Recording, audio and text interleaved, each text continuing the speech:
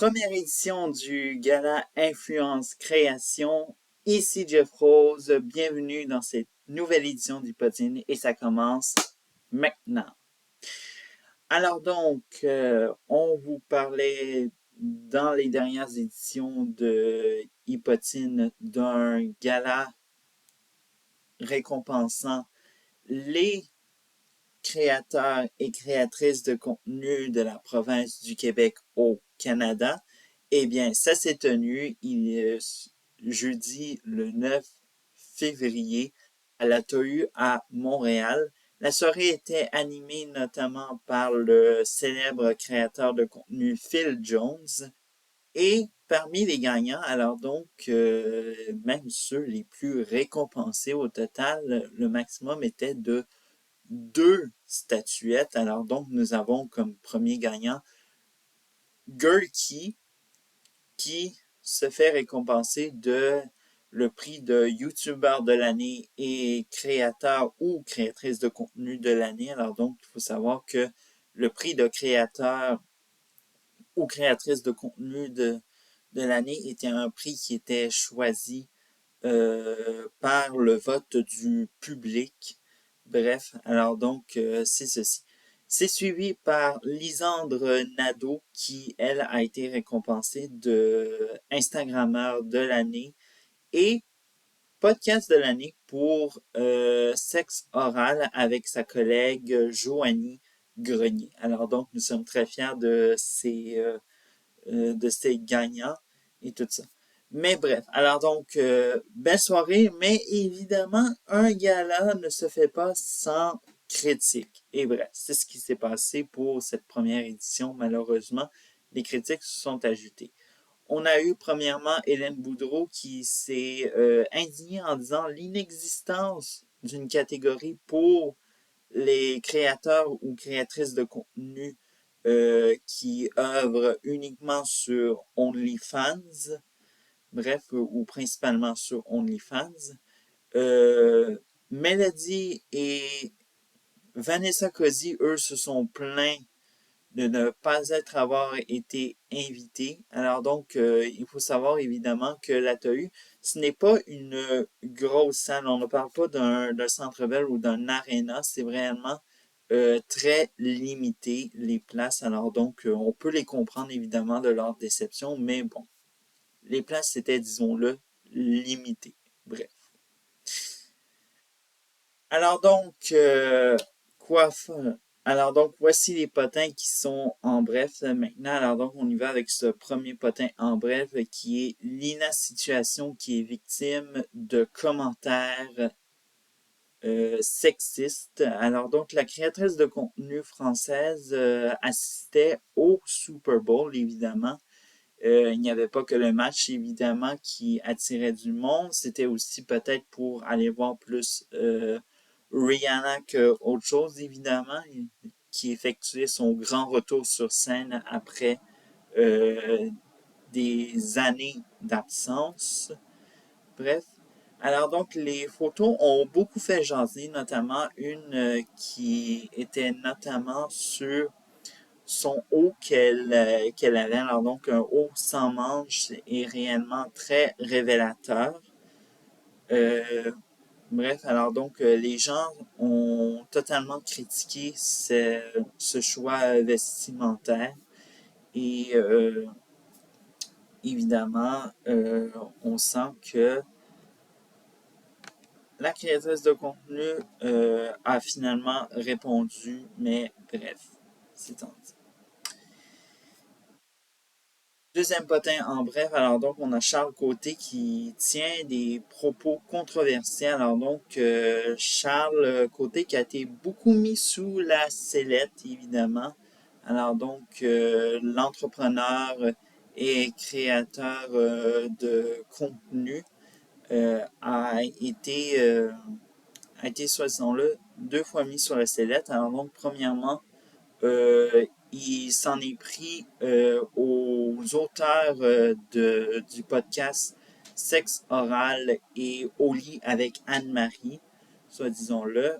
Il faut savoir que Charles Côté était en nomination dans les deux catégories suivantes, soit disant-le, le podcast de l'année et dans la catégorie éducation. Bref.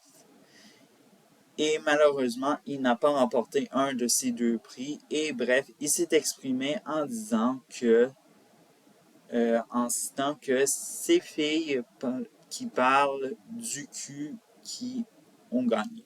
Bref, alors donc, c'est ce qu'il a tenu comme propos.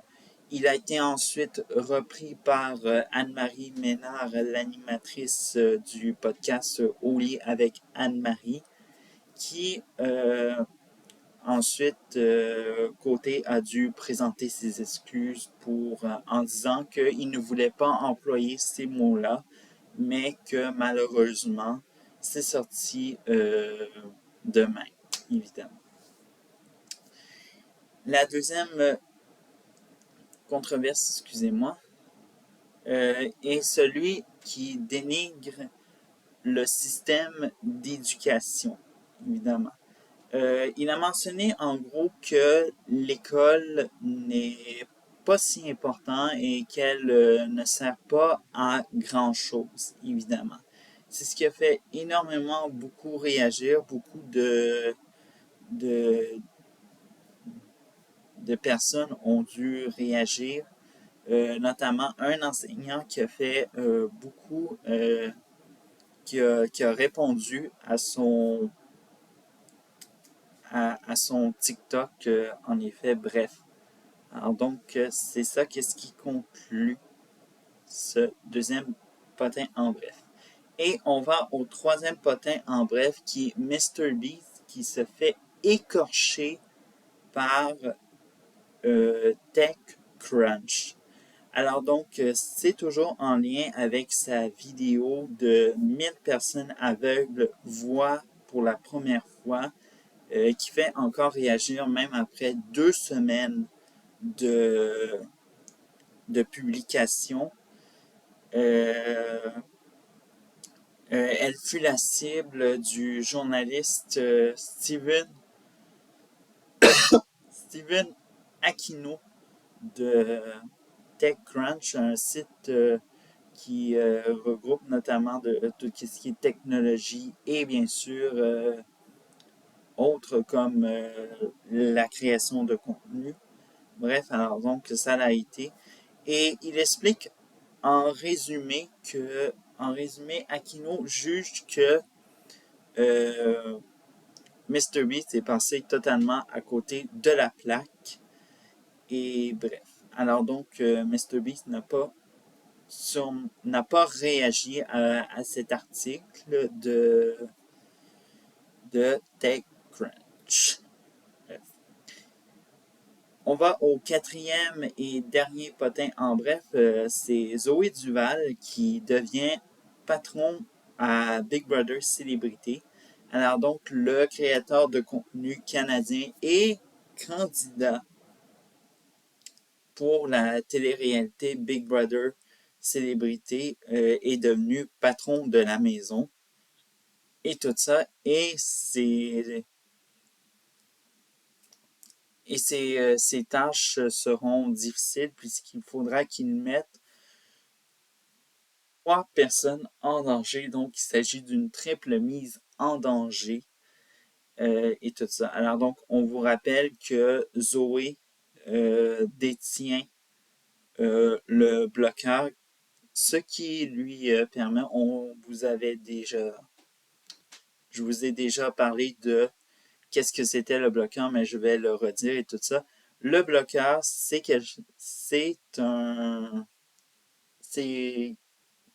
un pouvoir qui permet d'être immunisé pendant 3 semaines pour ne pas être mis en danger lors de la soirée du veto, évidemment. Et malheureusement, ça tire à sa fin, mais avant, un petit mot de la fin et tout ça. Radio-Canada a publié un article dédié à l'épuisement chez les créateurs de contenu. J'ai trouvé ça très intéressant à la lecture et tout ça. Parmi les participants qui ont participé, on y retrouve Gurki, Aisha Black et Victoria Carleton. Et bref, l'article va être en lien, tout ça. Et bien sûr, je vous souhaite peut-être une très bonne lecture et tout ça. Et ça vous apprendra un peu davantage qu'est-ce que c'est le métier de créateur de contenu. Et ce n'est pas de tout repos. Bref. Bon, voilà, c'est ce qui conclut cette édition d'Hypotine. Mon nom est Jeff Rose. Je vous retrouve mercredi prochain pour une autre édition d'Hypotine. Pendant ce temps-là, vous pouvez vous abonner et bien sûr, d'autres contenus sont disponibles sur ma chaîne. Ciao!